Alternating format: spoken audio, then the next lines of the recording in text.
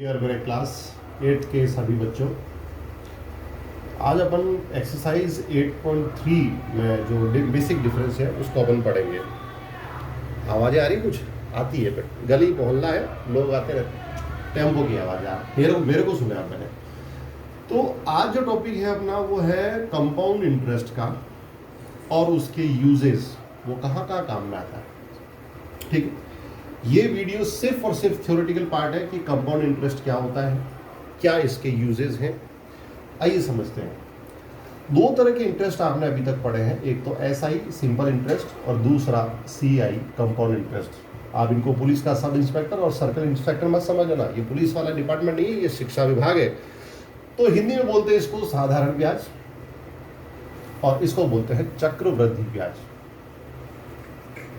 कई बच्चे 8th और आगे की क्लासेज में चले जाते हैं, फिर भी उनको ये फ़र्क मालूम नहीं होता है कि सिंपल इंटरेस्ट और कंपाउंड इंटरेस्ट में क्या डिफरेंस है। आइए अपन शुरुआत इसी चीज़ से करें कि पहले डिफरेंस को समझते हैं। सिंपल इंटरेस्ट बेटा किस वे में कैलकुलेट होता है ये आप लोग सब जानते हैं, और आपने इसमें फॉर्मूला भी जनरेट करके और उसको यूज़ भी किया है कि P into R into T upon 100। आइए इसका भी अपन फॉर्मूला CI का किस तरह का है वो सारी चीज़ें बाद में पढ़ते हैं। पहले एक एग्जाम्पल लेते हैं। मान लीजिए आप 10,000 रुपये लेके, बहुत अच्छे से समझना एग्जाम्पल, आपके पास 10,000 है। आप दो बैंक में गए, पहला बैंक है बैंक 1 और दूसरा है बैंक 2। दोनों बैंकों में गए, ये बोले कि भाई हम 10% पर एनम की रेट से, यानी 10 रुपये वार्षिक की रेट पे आपको ब्याज देंगे। दूसरा कह रहा है कि हम भी आपको 10% पर एनम देंगे, बट हम देंगे कंपाउंडेड एनुअली, और ये बोला कि हम आपको सिंपल इंटरेस्ट पे देंगे। ठीक है, आपने बारी बारी से दोनों बैंक में 2-2 साल के लिए पैसा रखा। कितना टाइम के लिए? 2-2 साल के लिए। क्या दोनों में फ़र्क है? आइए उसकी एक सिंपल कैलकुलेशन करते हैं। देखिए, आपने बैंक को 10,000 रुपये दिए। बैंक आपके 10,000 पर जो ब्याज देगा वो किस तरह से देगा कि 10,000 पे कितना मिलना चाहिए x, अगर आपके 100 रुपये पर बैंक आपको देता है कितना? 10 रुपये ब्याज, क्योंकि 10% का मीनिंग यही हुआ। 10% का मीनिंग होगा 100 के ऊपर 10 रुपीज़।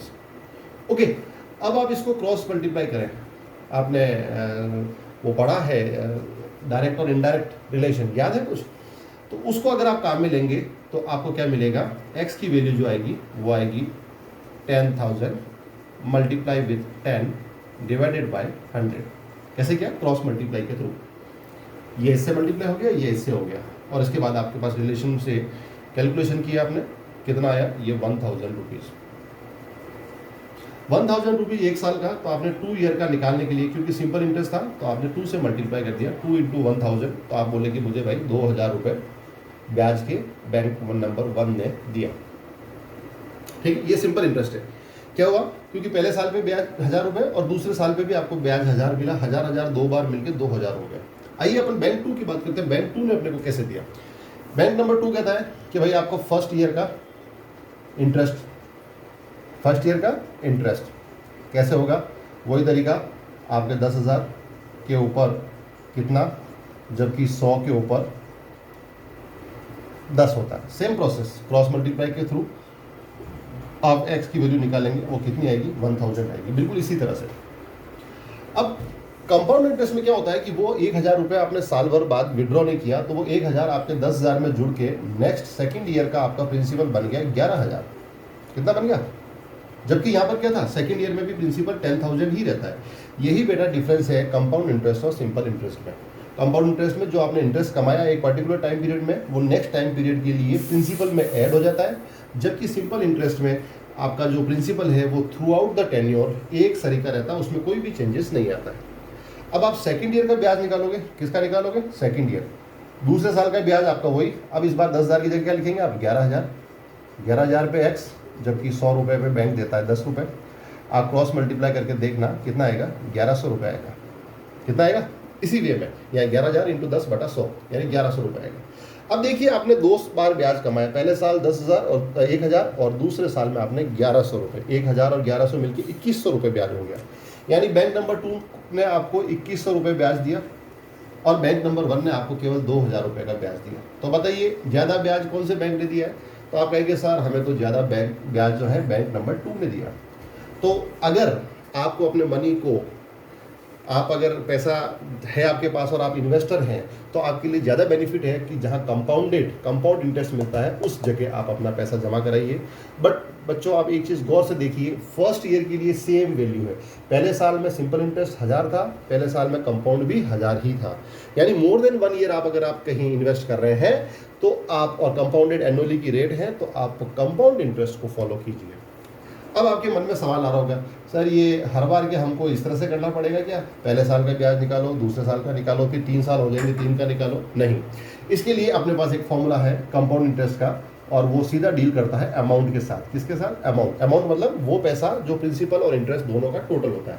तो इसका फॉर्मूला होगा बच्चों A = P × 1 + R/100 raised to the power n। फॉर्मूले में सारी टर्म्स को आप अच्छे से समझिए। इस फॉर्मूले में सबसे पहले, क्योंकि ये फॉर्मूला आपके लिए नया है, आप सारी टर्म्स को का मीनिंग समझ लीजिए। सबसे पहले तो इसमें आपका अमाउंट निकलेगा। क्या निकलेगा?